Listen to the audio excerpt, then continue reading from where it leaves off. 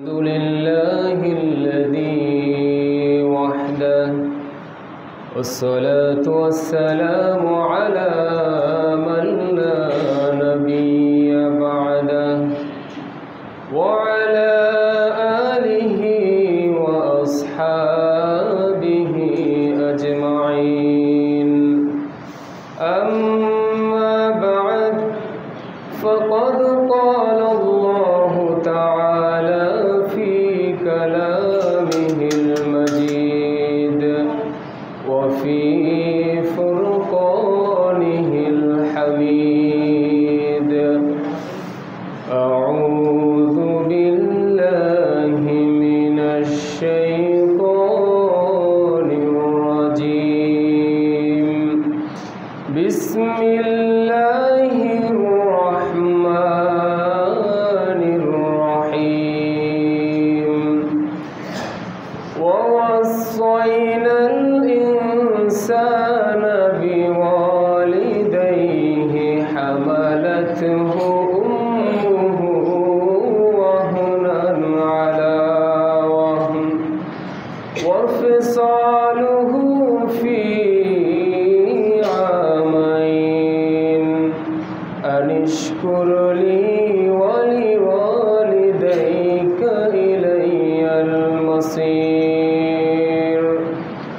وقال النبي صلى الله عليه وسلم الجنة تحت أقدام الأمهات أو كما قال عليه الصلاة والسلام. وقال تعالى في شان حبيبه مخبرا وآمرا إن الله وملائكته يصلون على النبي يا أيها الذين آمنوا صلوا عليه وسلموا تسليما.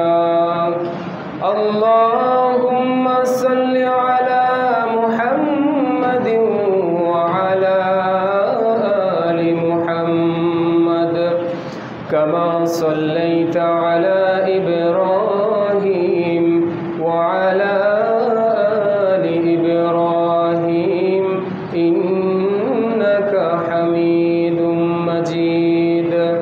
اللهم بارك على محمد وعلى آل محمد كما باركت على إبراهيم وعلى آل إبراهيم إنك حميد مجيد.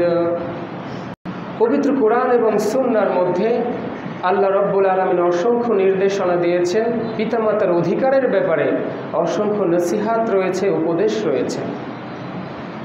আল্লাহ তাআলা পিতামাতার অধিকারের ব্যাপারে নিজেই নসিহত করেছেন। পবিত্র কোরআনে আল্লাহ তাআলা বলছেন وَوَصَّيْنَا الْإِنسَانَ بِوَالِدَيْهِ حَمَلَتْهُ أُمُّهُ وَهْنًا عَلَى وَهْنٍ وَفِصَالُهُ فِي عَامَيْنِ أَنِ اشْكُرْ لِي وَلِوَالِدَيْكَ إِلَيَّ الْمَصِيرُ। বলুন আল্লাহু আকবার। আল্লাহ তাআলা পবিত্র কোরআনে নিজেই উপদেশ দিয়েছেন, নিজেই নির্দেশ দিয়েছেন পিতামাতার হক চিনে নেওয়ার জন্য। পিতামাতার অধিকার কি রয়েছে সে ব্যাপারে জানিয়ে দিয়েছেন। আল্লাহ তাআলা বলছেন আমি নিজেই মানুষকে তার পিতামাতার হকের ব্যাপারে উপদেশ দিচ্ছি, কারণ তার মা কষ্টের পর কষ্ট করে সন্তানকে গর্ভে ধারণ করেছে, আর তার দুধ ছাড়াতে 2 বছর লেগেছে। অর্থাৎ মা তাকে তার সন্তানকে 2 বছর বুকের দুধ পান করিয়ে বড় করেছে। আল্লাহ তাআলা বলছে আমি এটা এজন্য করছি, এই উপদেশ এজন্যই দিচ্ছি যে যাতে করে তুমি আমার এবং তোমার পিতা মাতার কৃতজ্ঞতা আদায় করতে পারো, আর আমার দিকেই তোমাদের প্রত্যাবর্তন স্থল। আল্লাহ তাআলা নিজেই উপদেশ দিচ্ছেন পিতামাতার হক চিনে নেওয়ার জন্য, কারণ এই পিতামাতা এত কষ্ট করেছেন, আমাদেরকে লালন পালন করে বড় করেছেন, তাদের প্রতি আমাদের যে দায়িত্ব এবং কর্তব্য রয়েছে আল্লাহ তাআলা সেই ব্যাপারে আমাদেরকে সজাগ দৃষ্টি রাখতে বলেছেন। তিনি নিজেই নির্দেশ দিয়েছেন, পিতামাতার হকের ব্যাপারে তিনি চূড়ান্ত সিদ্ধান্ত জানিয়ে দিয়েছেন। আল্লাহ তাআলা পবিত্র কোরআনে জানিয়ে দিয়েছেন, وَقَضَى رَبُّكَ أَلَّا تَعْبُدُوا إِلَّا إِيَّاهُ وَبِالْوَالِدَيْنِ إِحْسَانًا। বলুন আল্লাহু আকবার। আল্লাহ তাআলা চূড়ান্ত সিদ্ধান্ত জানিয়ে দিয়েছেন, সুস্পষ্টভাবে তার ফাইনাল ডিসিশন জানিয়ে দিয়েছেন, তুমি কেবলমাত্র আল্লাহ ছাড়া অন্য কারো ইবাদত করতে পারবে না। এই নির্দেশ কে দিয়েছেন? আল্লাহ তাআলা বলছেন, পৃথিবীর বুকে আমি যে বান্দা সৃষ্টি করেছি, মানুষ এবং জিন সৃষ্টি করেছি, তারা যে ইবাদত করবে কেবলমাত্র আমি আল্লাহর ইবাদত করতে হবে। আল্লাহ ইবাদত পাওয়ার জন্য সর্বশ্রেষ্ঠ এবং কেবলমাত্র একমাত্র উপযুক্ত ইলাহ হচ্ছেন আমাদের রব্বুল আলামিন। আর এই পৃথিবীর বুকে আমাদের কাছ থেকে সবচেয়ে বেশি ইহসান পাওয়ার, সবচেয়ে বেশি সদাচরণ পাওয়ার অধিক হকদার হচ্ছেন পিতামাতা। আল্লাহ তাআলা তার নিজের ইবাদত পাওয়ার অধিকারের সাথে সাথেই পিতামাতার অধিকারের ব্যাপারটা বলেছেন। ইবাদত পাওয়ার জন্য কেবলমাত্র আল্লাহই হকদার, আর অধিক সদাচরণ ইহসান পাওয়ার হকদার হচ্ছে পিতামাতা। আল্লাহ তাআলা জানিয়ে দিয়েছেন, পিতামাতার তাদের স্থান হচ্ছে আল্লাহ এবং তার রাসূলের পরে। আল্লাহ এবং রাসূলের আনুগত্যের পরেই পিতামাতার আনুগত্য করতে হবে। আল্লাহ তাআলা বলছেন, এই আনুগত্য তোমরা কিভাবে করবে সে ব্যাপারেও আল্লাহ তাআলা নিজে জানিয়ে দিয়েছেন, ইম্মা ইয়াবলুগান্না ইনদাকাল কিবারা আহাদুহুমা আও কিলাহুমা ফালা তাকুল লাহুমা উফফিন ওয়ালা তানহারহুমা ওয়া কুল লাহুমা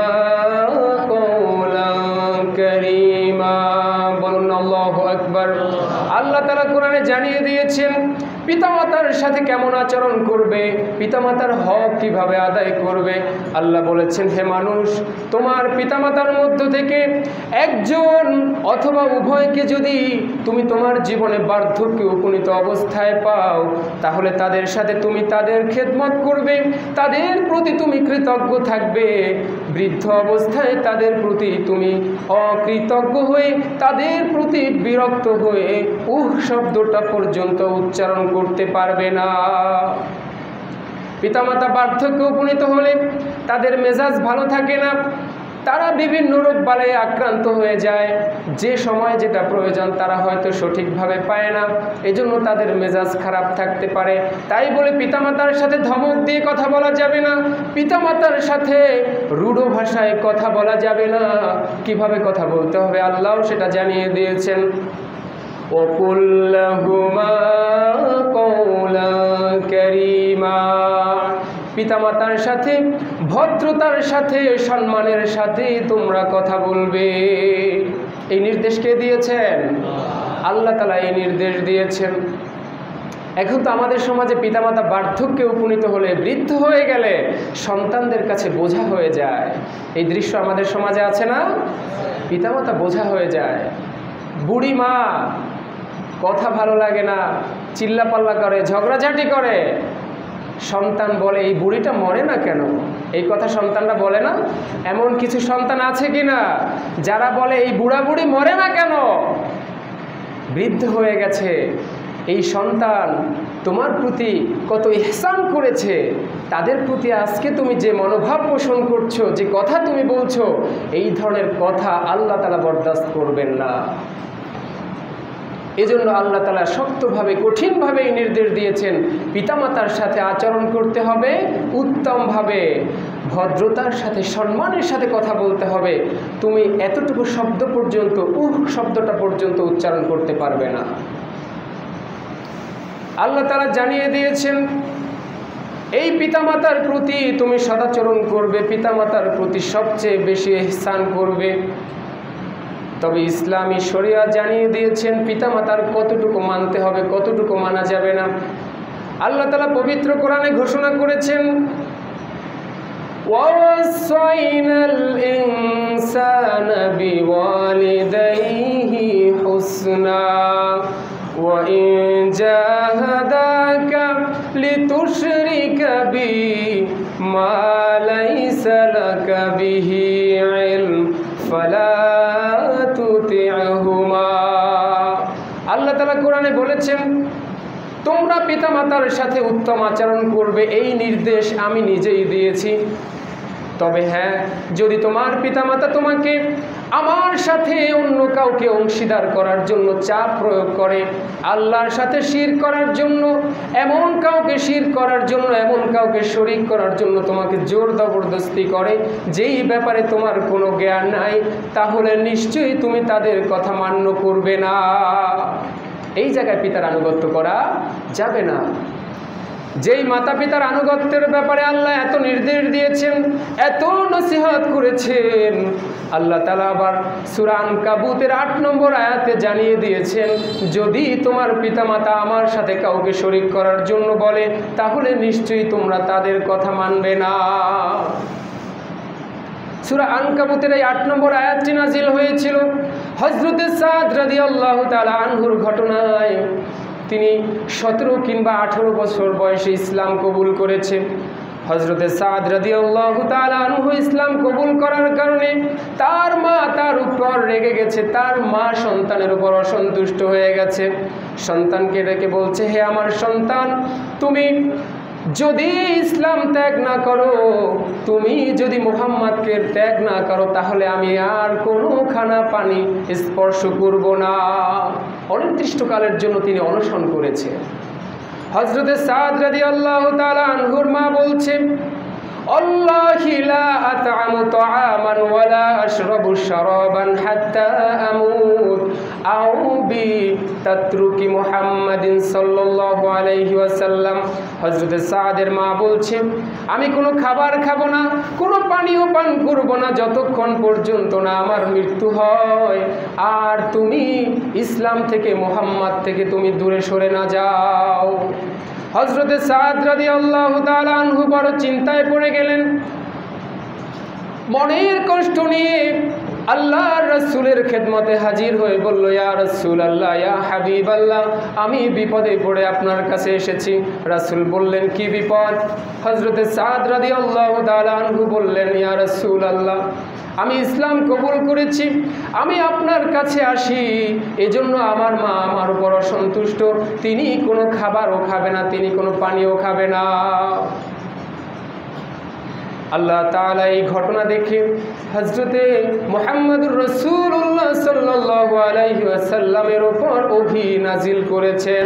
আল্লাহ তাআলা পবিত্র কোরআনে ঘোষণা করেছেন, ওয়াসাইনাল ইনসানা বিওয়ালিদাইহি হুসনা ওয়া ইন জাহাদাকা লিতুশরিকা বি মা লাইসা লাকা বিহি ইলম ফালা তুতি'হুমা। আল্লাহ বলছেন, যদি তোমার পিতামাতা আমার সাথে অন্য কাউকে শরীক করার জন্য, তোমার দিন থেকে সরে যাওয়ার জন্য জোর জবরদস্তি করে, চাপ প্রয়োগ করে, তাহলে অবশ্যই তাদের কথা তুমি মানবে না।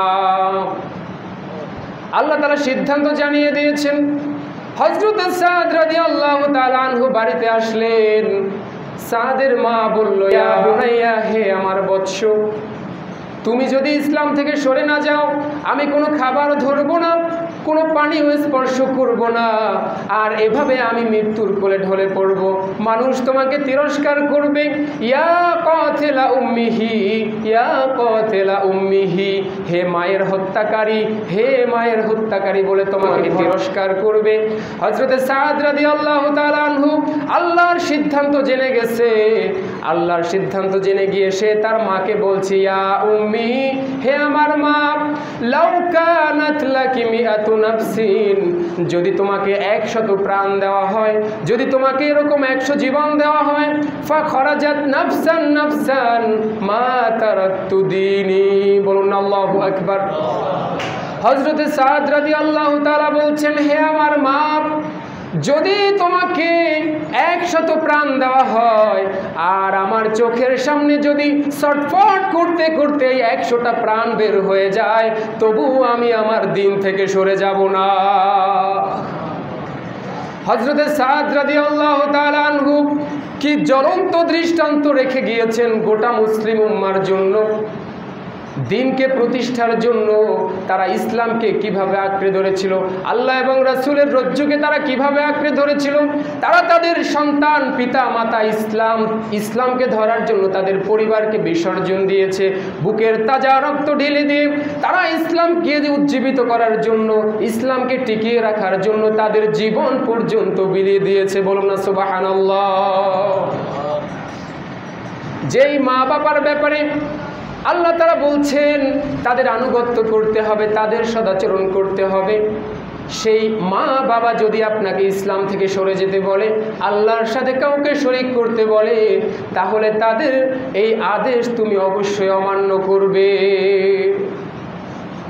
তোমার মা বাবা যদি মুশরিক হয়, ফাসিক হয়, তাদের কথা তুমি অমান্য করবে ঠিকই, কিন্তু তাদের সাথে বেয়াদবি করা যাবে না, তাদের সাথে নাফরমানি করা যাবে না।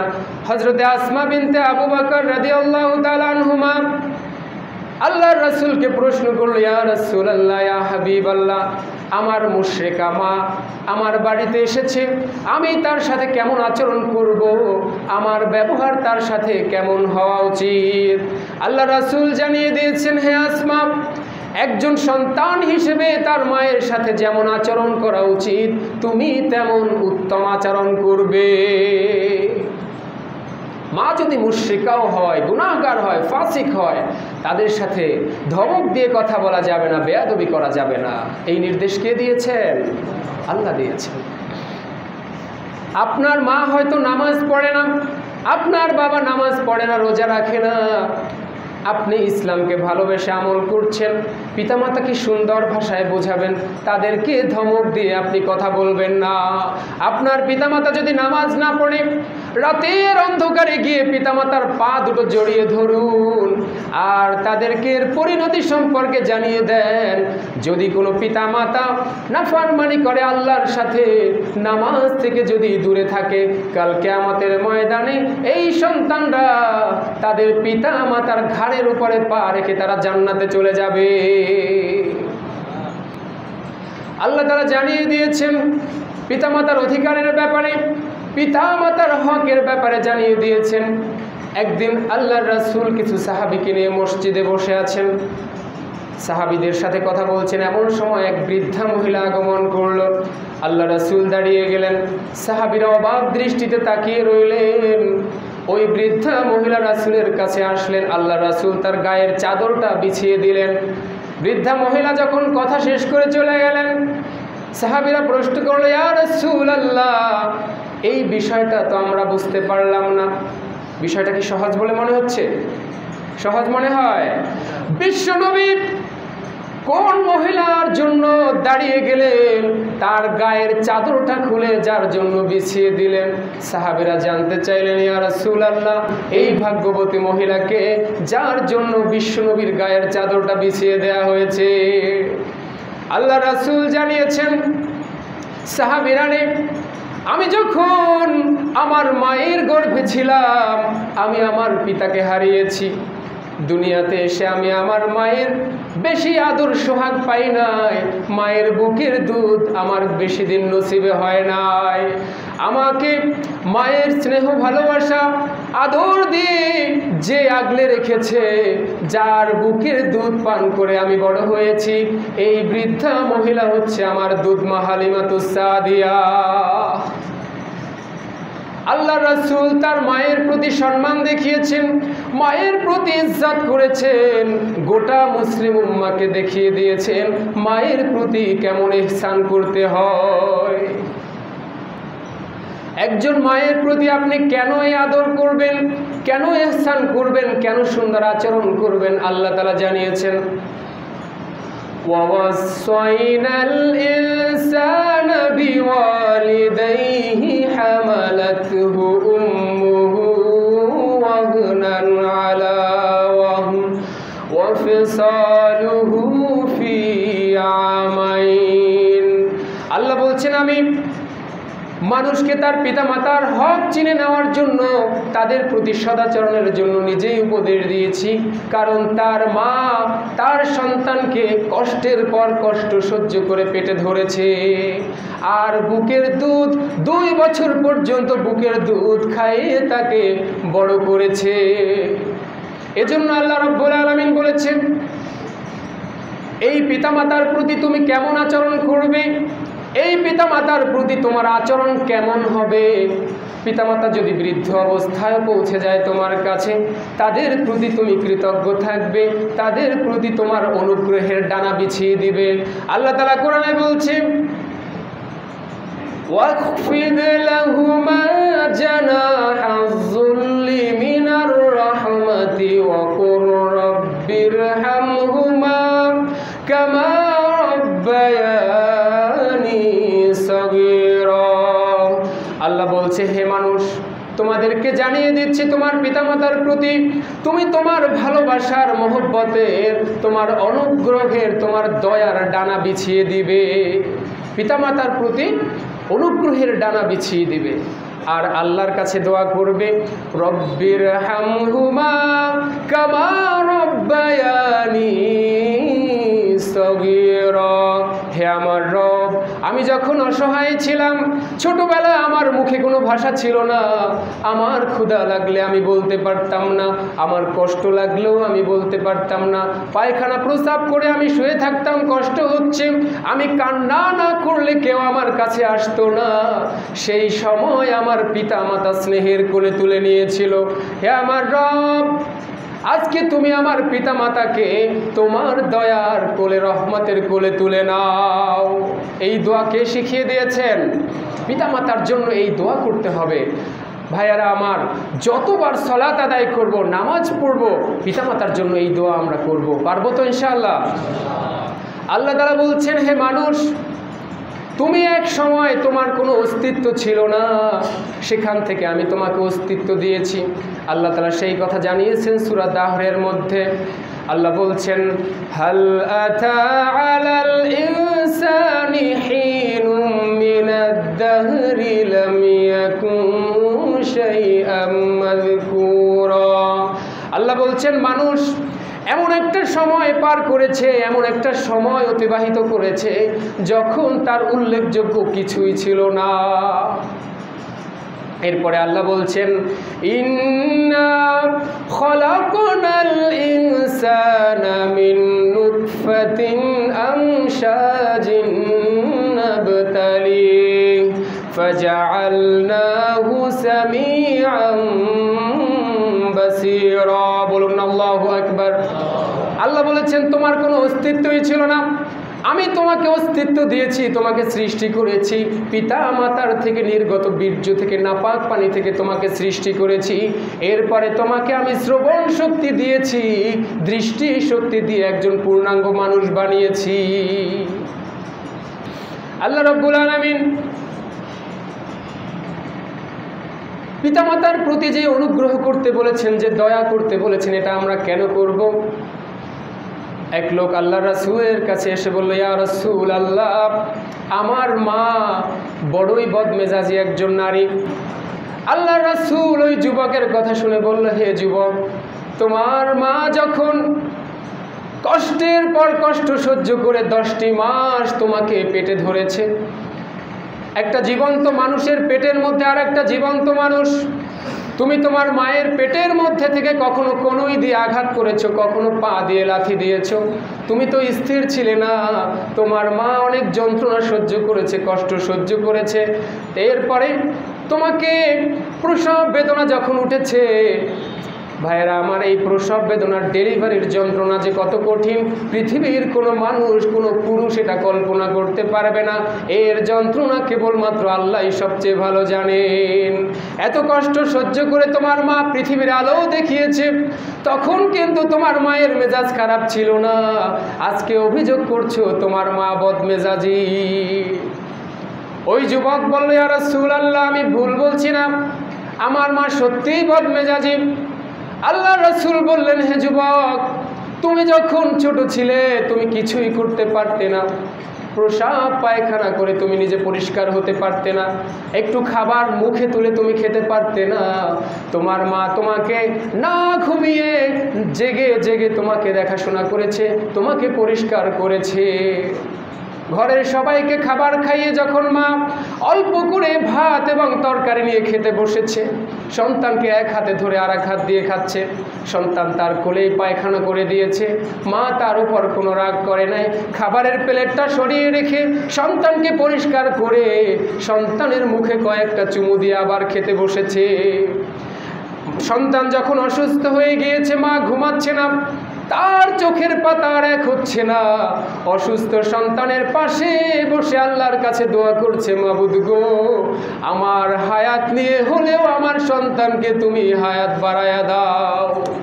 এত কষ্ট সহ্য করেছে যেই মা, তখন তোমার মায়ের মেজাজ খারাপ ছিল না, আজকে তুমি তোমার মায়ের বিরুদ্ধে অভিযোগ করছো। ভাইয়েরা আমার,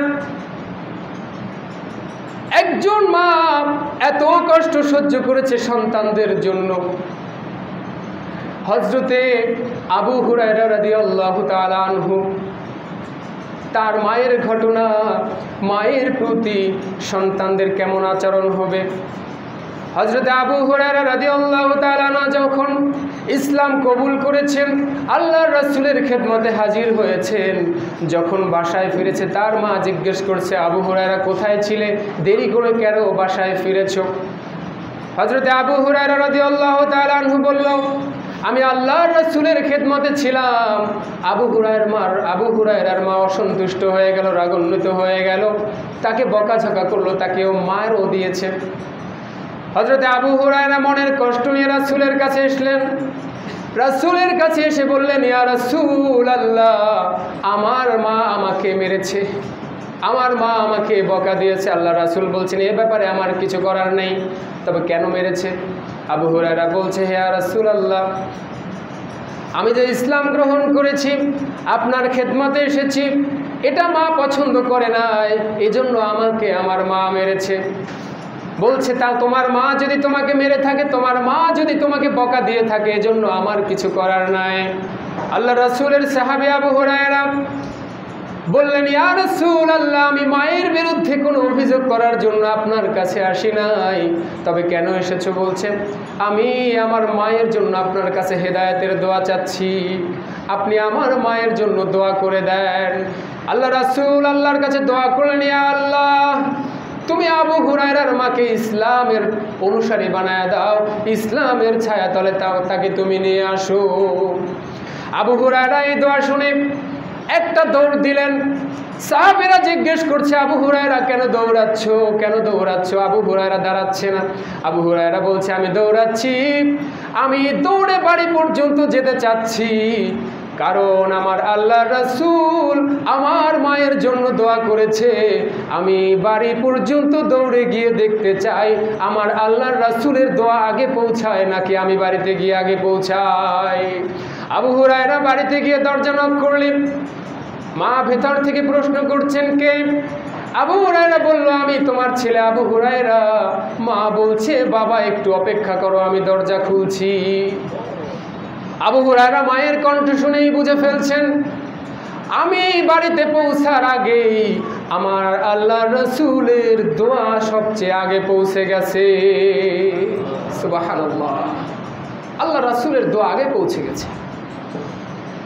দরজা খুলে আবু হুরায়রার মা বলল, আমি গোসল সেরেছি, ওযু করে পবিত্র হয়ে আসছি, তুমি আমাকে কালিমা পড়িয়ে দাও, লা ইলাহা ইল্লাল্লাহু মুহাম্মাদুর রাসূলুল্লাহ সাল্লাল্লাহু আলাইহি ওয়াসাল্লাম। পিতামাতা হচ্ছেন মুস্তাজাবুদ দাওয়া। মুস্তাজাবুদ দাওয়া বুঝছেন? যারা হাত তুলতে দেরি আছে আল্লাহ তাআলা কবুল করতে দেরি নাই, তারা হচ্ছে মুস্তাজাবুদ দাওয়া। আল্লাহ রাসূল হাদিসে জানিয়েছেন, সালাসু মুস্তাজাবুদ দাওয়াত লা শাক্কা ফিহিন্না। আল্লাহ রাসূল জানিয়েছেন, 3 ব্যক্তির দোয়া আল্লাহ তাআলা সরাসরি কবুল করে নেন, তাতে কোনো সন্দেহ নাই। আল্লাহ রাসূল বলছেন, 1 নাম্বার হচ্ছে দাওয়াতুল ওয়ালিদি, পিতামাতার দোয়া আল্লাহ তাআলা সরাসরি কবুল করে নেন। 2 নাম্বার হচ্ছে দাওয়াতুল মুসাফির, যারা মুসাফির প্রবাসী পথচারী তাদের দোয়া আল্লাহ তাআলা সরাসরি কবুল করে নেন। 3 নম্বর হচ্ছে দাওয়াতুল মাজলুম, যারা অন্যায়ভাবে নির্যাতিত নিষ্পেষিত তাদের দোয়া আল্লাহ তাআলা সরাসরি কবুল করে নেন। তারা যখন আল্লাহর কাছে 2টি হাত তুলে দোয়া করে, তারা যখন আল্লাহর কাছে 2টি হাত তুলে দোয়া করে, বান্দার এবং আল্লাহর মাঝে কোনো পর্দা থাকে না। এক আল্লাহর ওলি তার সাথীদেরকে সব সময় নসিহত করেছেন, যদি কেউ মারা যায় কখনো তোমরা ক্রন্দন করবে না, বিলাপ করবে না, কান্নাকাটি করবে না। তার সাথীদের সব সময় এই নসিহত করেছেন।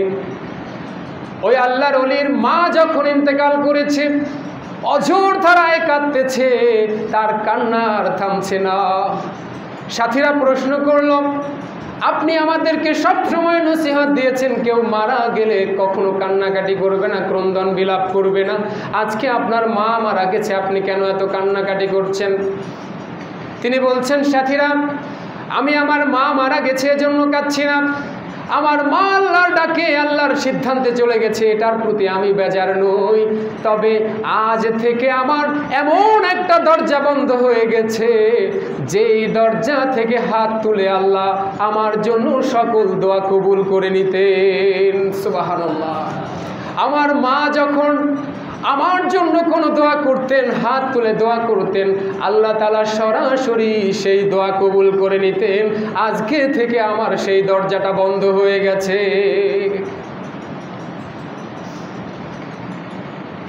পিতামাতার দোয়া সন্তানদের জন্য এতটাই গুরুত্বপূর্ণ যে আল্লাহ তাআলা কবুল করে নেন। এজন্য পিতামাতা সচেতন হতে হবে, কারণ পিতামাতা যদি বদদোয়া করে সেটাও আমার আল্লাহ কবুল করে নেন।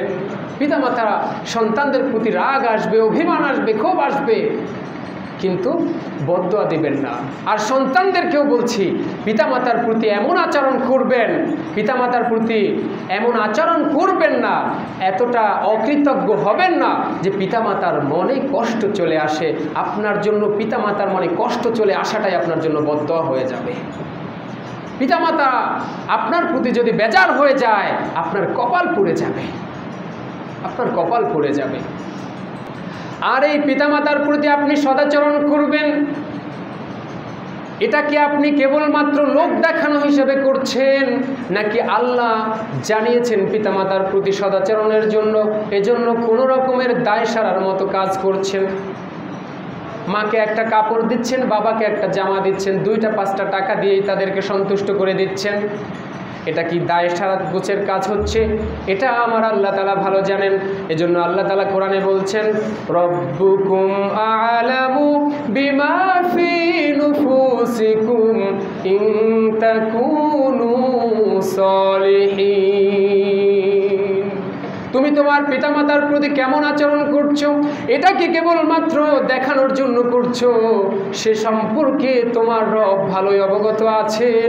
তোমাদের হৃদয়ের মধ্যে, তোমাদের মনের মধ্যে কি আছে সেটা সম্পর্কে আল্লাহ বেশি অবগত রয়েছে। আল্লাহ রাসূলের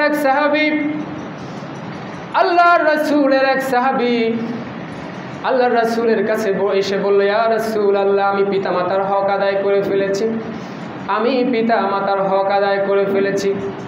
হযরত আব্দুল্লাহ ইবনে ওমর রাদিয়াল্লাহু তাআলা আনহু বললেন, হে আল্লাহর বান্দা, তুমি পিতামাতার হক কিভাবে আদায় করেছো?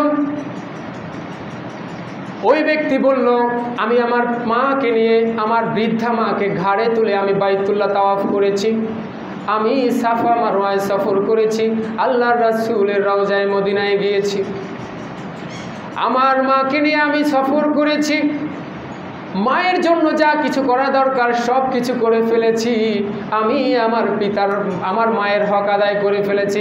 আব্দুল্লাহ ইবনে ওমর রাদিয়াল্লাহু তাআলা আনহুমা বলছেন, হে আল্লাহর বান্দা, তুমি কেমন কথা বলছো যে তুমি তোমার মায়ের হক আদায় করে ফেলছো? তুমি যদি সারা জীবন তোমার মায়ের খেদমতে পড়ে থাকো, মায়ের পায়ের কাছেও যদি পড়ে থাকো, তাহলে তুমি তোমার মায়ের শব্দটা পর্যন্ত হক আদায় করতে পারো নাই। তোমার মা তোমাকে পেটে নিয়ে কত যন্ত্রণা সহ্য করেছে, প্রসব বেদনার সময় কত কষ্ট সহ্য করেছে, তখন মুখ থেকে যে কষ্টে শব্দটাও বের হয়েছে, ততটুকুর হকও তুমি আদায় করতে পারো নাই। একটা সন্তান যদি তার বুকের চামড়া দিয়ে তার পিতামাতার জন্য একজোড়া জুতা বানিয়ে দেয়, তাহলে তার মায়ের এক ফোঁটা দুধের হক সে আদায় করতে পারবে না। পিতামাতার হকের ব্যাপারে এতটাই সচেতন করেছে। পিতামাতার হকের ব্যাপারে কোনো ধরনের কনসিডার নেই, কোনো ধরনের আপোষ এখানে নেই। পিতামাতার ব্যাপারে সর্বোচ্চ ইহসান করতে হবে, আল্লাহর আনুগত্যের পরেই পিতামাতার আনুগত্য করতে হবে। এই নির্দেশ কে দিয়েছেন? আমার আল্লাহ দিয়েছেন। ভাইয়েরা আমার, পিতামাতার হকের ব্যাপারে আমাদের আরও সচেতন হতে হবে, আমাদেরকে আরও সজাগ দৃষ্টি রাখতে হবে। যাদের পিতামাতা আছে তাদের খেদমতে নিজেকে নিয়োজিত করতে হবে, তাদের সন্তুষ্টি অর্জন করতে হবে। আল্লাহ আমি সহ আমাদের সকলকে বাস্তব জীবনে এগুলোকে আমল করার তৌফিক দান করুন। সকলে বলুন আমিন।